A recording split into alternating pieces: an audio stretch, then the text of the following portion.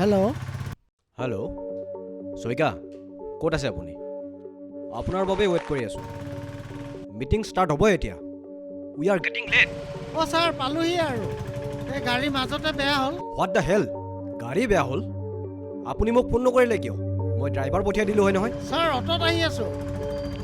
Okay সোনকালে আহক আমি বাহিৰতে ৰৈ আছোঁ অ'কে ছাৰ আহি আছোঁ।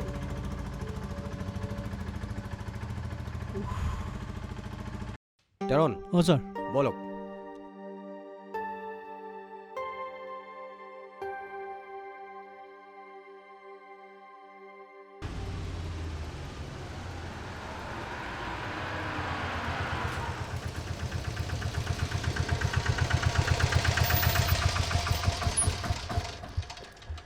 এইটো লোৱা। আপুনি 100 টকা দিলে যে মই 150 টকাহে বন্দবস্ত কৰিছিলোঁ। অ' আপত্তি নকৰিবা এইকণতে 150 টকা ল'বনে লোৱা।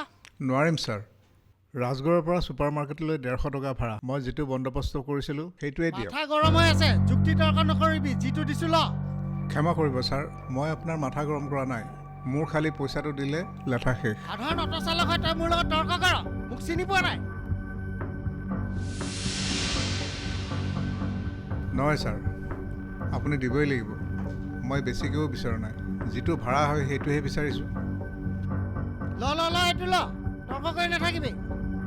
কি হৈছে শইকীয়া অ' দেখিছেনে ৰাজগড়ৰ পৰা ছুপাৰ মাৰ্কেটলৈকে 100 টকা দিছোঁ অ' নলয় গৰজি উঠিছে দিয়াৰ কাৰণে অভদ্ৰ কৰবাৰ।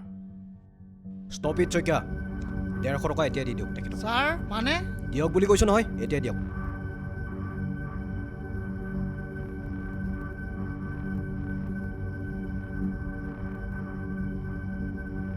আৰু শুনক আপুনি আৰু এই অফিচত চাকৰি কৰিব নালাগে আপুনি ঘৰলৈ যাওক ছাৰ আপুনি সাধাৰণ অট'ৱালাৰ কাৰণে এখেত সাধাৰণ অটোৱালা নহয় এখেত মোৰ দেউতা কি আপোনাৰ দেউতা য়েছ মোৰ দেউতা আৰু মোৰ দেউতাক অপমান কৰাৰ বাবে মই আপোনাক চাকৰি এৰিবলৈ কোৱা নাই মোৰ দেউতাৰ যোগেৰে আপুনি সাধাৰণ ব্যক্তিৰ কামক লৈ অপমান কৰিছে আৰু যি মানুহে আনৰ কামক সন্মান দিব নাজানে তেনেকুৱা মানুহক মোৰ অফিচত প্ৰয়োজন নাই বোপা কথাটো ভাল নহ'ল নেকি তেখেতে বুজি পাব দে। দেউতা মই যি কৰিছোঁ ভালেই কৰিছোঁ এখেতৰ আৰু শুধৰণিৰ বয়স নাই ছাৰ তেনেকুৱা নকৰিব ছাৰ এনেকুৱা ভুল আৰু মই কেতিয়াও নকৰোঁ মই হাতযোৰ কৰিছোঁ ক্ষমা কৰি দিয়ক ছাৰ।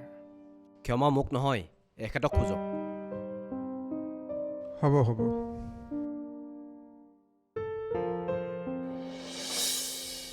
ছাৰ কথা এটা সুধোঁ সোধক বেয়া পাব নেকি নাই সোধক আপোনাৰ দেউতাই অটো চলায় আপুনি কেতিয়াও বাধা দিয়া নাই নেকি বহুতবাৰ বাধা দিছিলোঁ কিন্তু তেখেতে কি কয় জানে আচলতে কি জানা বোপা এইখন গাড়ী মোৰ লক্ষী আৰু মোৰ বন্ধু এইখনে তোক মানুহ কৰাত যথেষ্ট অৱদান আছে মই এৰিব নোৱাৰোঁ মই এনেই থাকিলে বুঢ়াই হ'ম তাতকৈ মোৰ ভাল লগা কামটো কৰি বুকু ফিন্দাই আছোঁ।